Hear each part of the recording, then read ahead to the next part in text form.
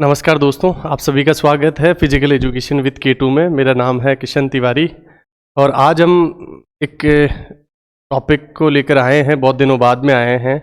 Assistant professor के interview को लेकर बड़ा सवाल है कि ये इंटरव्यू कब तक हो सकते हैं, क्या इसमें 2027 लगेंगे। सर, एक तरफ तो हिंदी की पोस्टिंग मिल गई है, दूसरी तरफ जो रिजल्ट आया है ज्योग्राफी का, ऐसे तो 2 साल का अंतर हो जाएगा दोनों में। हाँ, बिल्कुल सही है, 2 साल का अंतर लगभग हो जाएगा। ये कार्यप्रणाली जो है, जो आरपीएससी इस कार्यप्रणाली को निभा रहा है, ये बहुत गलत प्रथा है कि एक सब्जेक्ट को आप ज्वाइनिंग दे चुके हो और दूसरे सब्जेक्ट के बीच में इतना इंतजार है। ये कहीं ना कहीं विद्यार्थियों के साथ न्याय नहीं है, जो पढ़ने वाले हैं उनके साथ न्याय नहीं है। आज आपके पास अगर इनफ अमाउंट में जो वहाँ पे वर्क पावर नहीं है, मेंबर्स नहीं है, तो सरकार को देखना चाहिए, बढ़ाना चाहिए। निश्चित रूप से अगर इस तरह से 2-2, 2.5-2.5, 3-3 साल तक अगर इंटरव्यू चलेंगे तो कहीं ना कहीं बच्चों के लिए जो इस आस में बैठे हैं कि चलो इंटरव्यू आए तो पता तो चले कि हाँ इंटरव्यू में पास हो रहे हैं कि नहीं हो रहे, आगे तैयारी करें, किस दिशा में अपना जीवन जा रहा है। लेकिन 2-2, 2.5-2.5 साल अगर कोई इंतजार करेगा इंटरव्यू का तो ये बहुत दुविधा की बात है। हालांकि आरपीएससी में कहीं समय से आरपीएससी के अध्यक्ष नहीं है, आरपीएससी के कई मेंबर्स नहीं हैं, कुछ मेंबर्स जो बर्खास्त होने चाहिए वो बर्खास्त नहीं हुए उनकी जगह, और आरपीएससी में ज़रूरत भी है एक मतलब और नए सदस्य बढ़ाने की।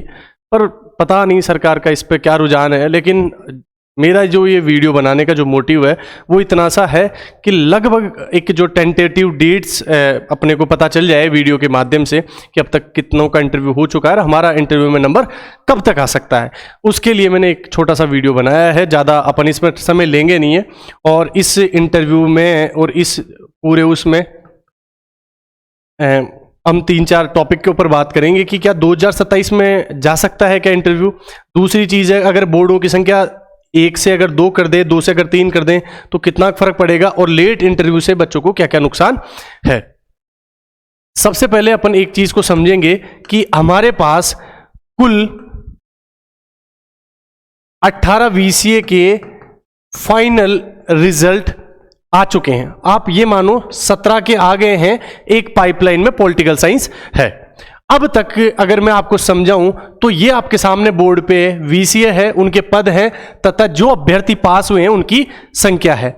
देखो, पॉलिटिकल के सहित हमारे पास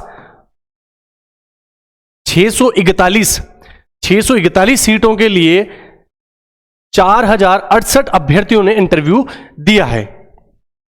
और अपन देखें तो ये 18 सब्जेक्ट में सभी सब्जेक्ट बहुत छोटे छोटे थे। अगर देखा जाए कि आरपीएससी ने आधी असिस्टेंट प्रोफेसर भर्ती के इंटरव्यू पूरे कर लिए तो ये सरासर झूठ है। आरपीएससी ने अभी मात्र 20% असिस्टेंट प्रोफेसर भर्ती का इंटरव्यू करवाया है, क्योंकि ये जो पदों की संख्या देखोगे आप 1, 2, 3 देने वालों की संख्या 6, 4, 1 ये इतने हैं, जबकि जो बड़े बड़े सब्जेक्ट्स हैं वो अभी आने वाले हैं। तो अब तक 641 पदों के लिए 4068 बच्चे हैं वो इंटरव्यू दे चुके हैं और 18 VCA लगभग कंप्लीट हो गए। पॉलिटिकल साइंस अभी पाइपलाइन में है। अपन देखेंगे कि ऐसे कौन कौन से सब्जेक्ट्स हैं कि और उनकी क्या क्या टेंटेटिव डेट्स हैं। जैसे अब आपको सभी को पता है कि 3 को ज्वाइनिंग मिल चुकी है, लॉ, हिंदी और अंग्रेजी। और जब तक ज्योग्राफी वाले या जिस भी सब्जेक्ट का सबसे अंत में इंटरव्यू होगा और हिंदी वालों को देखा जाएगा तो लगभग हिंदी वालों का प्रोबेशन पूरा होता रहेगा और इधर से ज्योग्राफी वाले या फिर जिस भी सब्जेक्ट का सबसे लास्ट में इंटरव्यू होगा वो लोग ज्वाइन करेंगे। ये तो दुर्भाग्य की बात है कि एक ही भर्ती के बीच में 2-2 सालों का अंतर है। सरकार को सोचना चाहिए, बोर्ड को ये सोचना चाहिए कि किस प्रकार पहले आई हुई भर्ती को वरीयता देखते हुए उसको बहुत जल्दी से जल्दी कर सके। अब सरकार के पास क्या ऑप्शन है? सरकार के पास बहुत सारे ऑप्शन है। जो संख्या है वो 8 से 11 भी हो सकती है सदस्यों की, तब हो जल्दी से जल्दी बोर्ड के जो अध्यक्ष है वो बनाए जाए। उसके बाद में जो एक सत्र में 8 इंटरव्यू हो रहे हैं उसको कम से कम 10 से 12 तक लेके जाओ।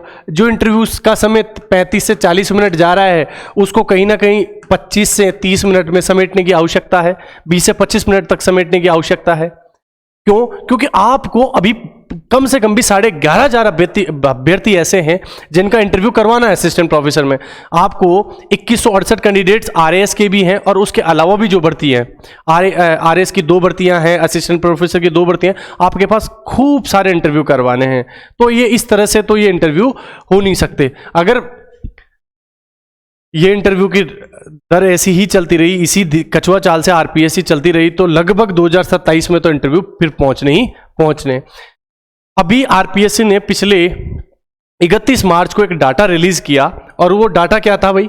आरपीएससी कहती है कि हमने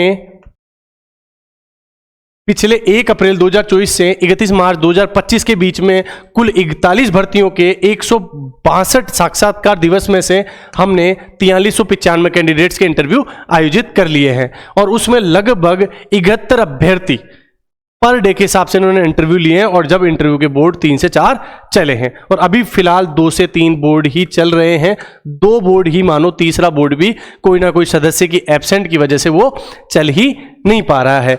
और अब क्या है? अब स्थिति यह है कि आरएस के इंटरव्यू भी 21 अप्रैल के आसपास से स्टार्ट हो रहे हैं। 10 अप्रैल को असिस्टेंट प्रोफेसर के जो पॉलिटिकल साइंस है उसके इंटरव्यू खत्म होंगे। तो अब बात यह है कि आगे कितना, आगे इस साल कम से कम 2 से 3 महीने तक तो एक ही इंटरव्यू बोर्ड चलने वाला है असिस्टेंट प्रोफेसर भर्ती के लिए, और 1 से 2 जो पैनल है वो चलेगा आरएस के उसके लिए। तो हम अगर ये देखें,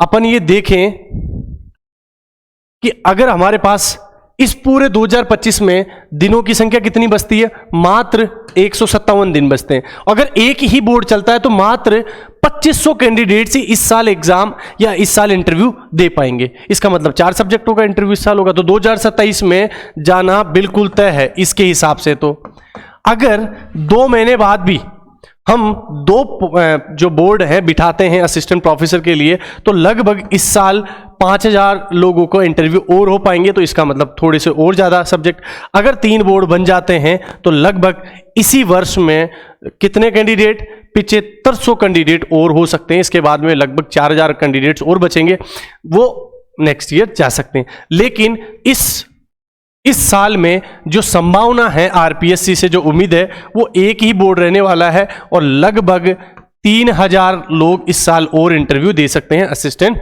प्रोफेसर के। तो अब इन 3000 में कौन कौन आ सकता है? इन 3000 में से ये लोग ही आ सकते हैं।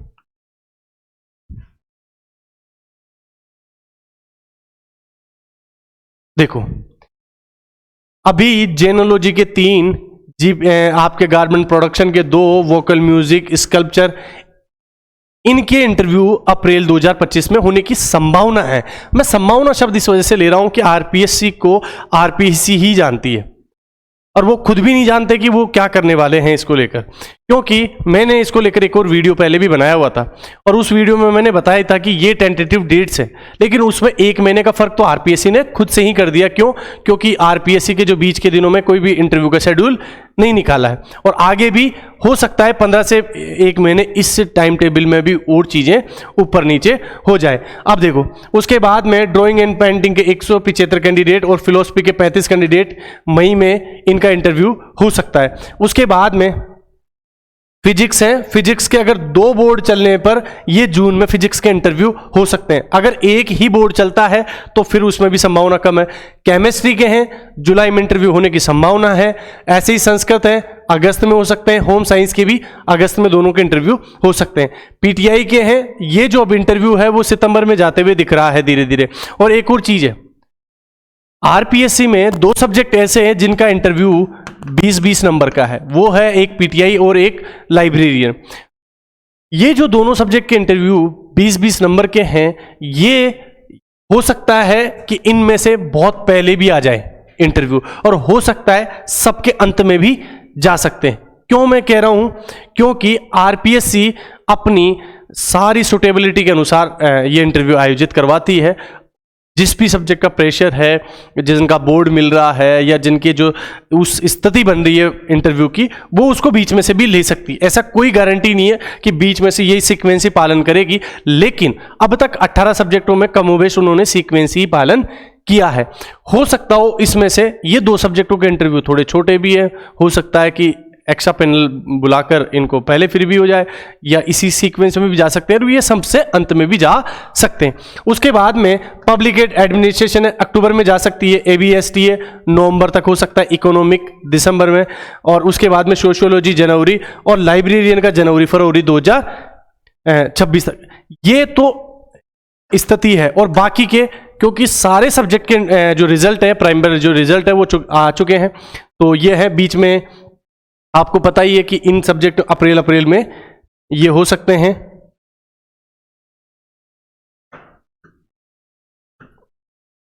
अपन ने दिसंबर तक का देख लिया। उसके बाद में लाइब्रेरियन का हो गया जनवरी फरवरी 2026। बोटनी के 70 कैंडिडेट हैं, 398 जो कैंडिडेट्स हैं इन्होंने बुलाए हैं, ये मार्च में हो सकता है। बिजनेस एडमिनिस्ट्रेशन की 71 पोस्ट है, 329 कैंडिडेट बुलाए हैं, ये मार्च में हो सकता है ये भी। EAFM 70 सीट है, 561 लोगों को पास किया, अप्रैल में होने की संभावना है। हिस्ट्री है 177 सीटों के लिए, इन्होंने 1911 बहुत बड़ी संख्या में पास किया है।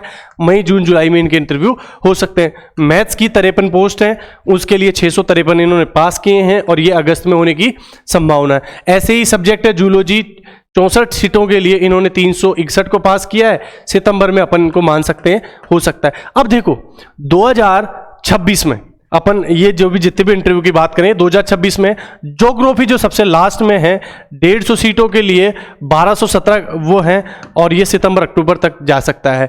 इससे एक चीज तो पता चलती है कि किसी भी कंडीशन में 2027 में तो इंटरव्यू अपने नहीं जाएंगे।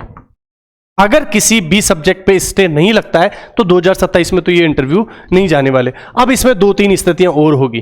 2-3 स्थितियां क्या होगी?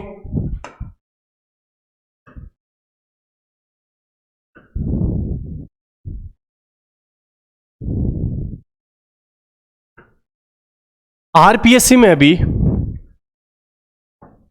जैसे मान लो 4 मेंबर हैं, अगर 2 इधर RS के लिए लेते हैं और 2 इधर आपके असिस्टेंट प्रोफेसर के लिए लेते हैं, और अगर परमानेंट अध्यक्ष की नियुक्ति सरकार कर देती है और उसके साथ साथ 2 सदस्य और ले लेती है, तो ये जो इंटरव्यू आज अपन सितंबर में देख रहे हैं, इस पे कम से कम भी 3 महीनों का फर्क पड़ेगा, और अपन मई जून या जुलाई 2026 तक पूरे असिस्टेंट प्रोफेसर के इंटरव्यू मान सकते हैं।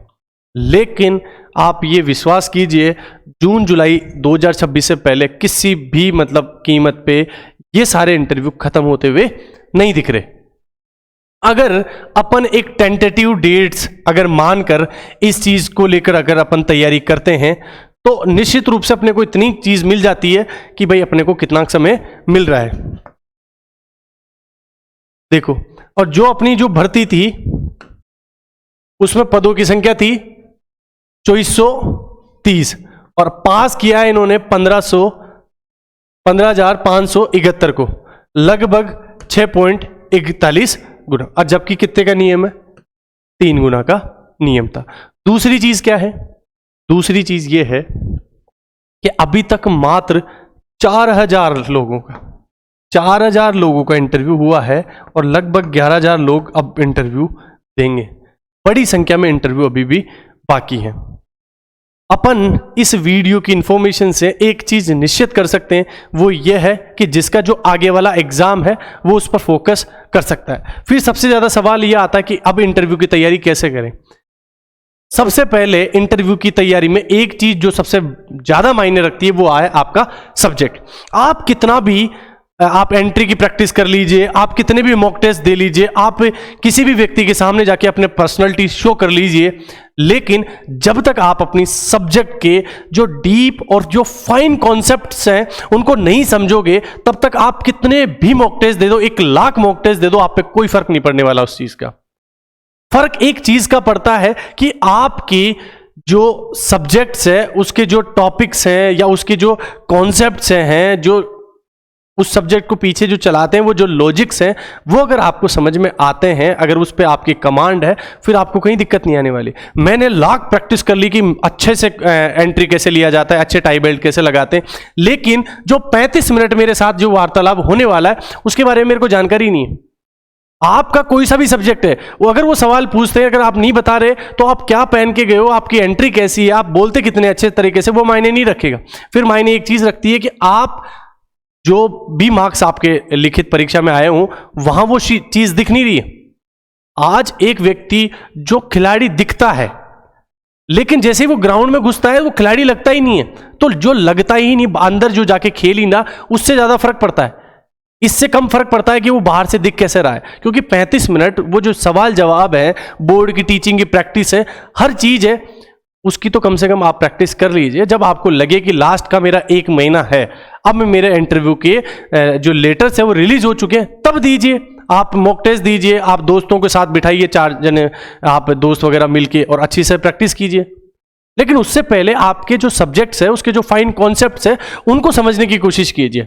अगर मैं इंटरव्यू बोर्ड में बैठा हूं, किसी से 4 सवाल पूछ लिए, चारों ही नहीं आए, तो मुझे फर्क नहीं पड़ता कि उसकी एंट्री कैसी थी, एग्जिट कैसी है, उसका नमस्कार क्या है, उसकी हॉबीज क्या है।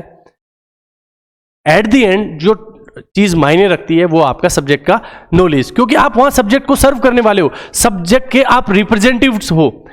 आप उस जिस भी विश्वविद्यालय कॉलेज में जाओगे, आप अपने सब्जेक्ट को रिप्रेजेंट करोगे। अगर आपके पास सब्जेक्ट की नॉलेज नहीं है, अब वो पूछते क्या है, वो बहुत वरिष्ठ और बहुत मतलब एक अपनी जो सब्जेक्ट्स है उसके पहुंचे हुए मतलब प्रोफेसर्स वगैरह होते हैं, उनको उस सब्जेक्ट की बहुत ज़्यादा अच्छी पकड़ होती है, और वो ऐसे फाइन कॉन्सेप्ट पूछने की कोशिश करते हैं जो जनरली हर व्यक्ति उसको गलत या फिर उसको मॉडरेट रूप से बताने की कोशिश करता है। वहां ये नहीं चलता कि सर मेरे हिसाब से ये है या नहीं, या तो आता है या नहीं आता। आप उनका समय नहीं खराब कर सकते, तो ज्यादा से ज्यादा अपने सब्जेक्ट को अच्छा बनाने की कोशिश करिए, अपने आप को उस सब्जेक्ट के साथ थोड़ा सा इन्वॉल्व करने की कोशिश कीजिए, अपने आप आपका इंटरव्यू सही चला जाएगा। मुझे याद है आज भी एक KVS का इंटरव्यू, जिसमें एक बेहद ही अच्छे दिखने वाले व्यक्ति बेहद ही कम नंबर लेके आते हैं। क्यों? क्योंकि उनका सब्जेक्ट बेहद ही खराब था, जबकि एक एवरेज से दिखने वाले व्यक्ति, एवरेज सी एंट्री, आपका जो पहनावा है वो थोड़ा सा नॉर्मल है लोगों से, लेकिन जैसे आप बैठते हो, आपकी जो नॉलेज है वो शो करती है कि आपके अंदर पोटेंशियल है, वो ज़्यादा मायने रखता है। इसी बात को लेकर मैं आज ये वीडियो को समाप्त करता हूँ। आप लोग इस जो टेंटेटिव डेट्स हैं, इनको दिमाग में रखकर अपनी तैयारी, जो इंटरव्यू की तैयारी और आगे वाले एग्जाम्स की तैयारी, वो चालू रखिए। आप अब इन उलझनों में मत पड़िए कि RPSC कब इंटरव्यू लेगी, क्या है क्या नहीं। अभी RPSC के पाले में है, कब नियुक्ति करेगी अध्यक्ष की, कब नहीं करेगी। बट बाकी अपने प्रयास यही रहने चाहिए कि अपन अपनी सब्जेक्ट को और बेहतर कैसे बनाए। जय हिंद, जय भारत।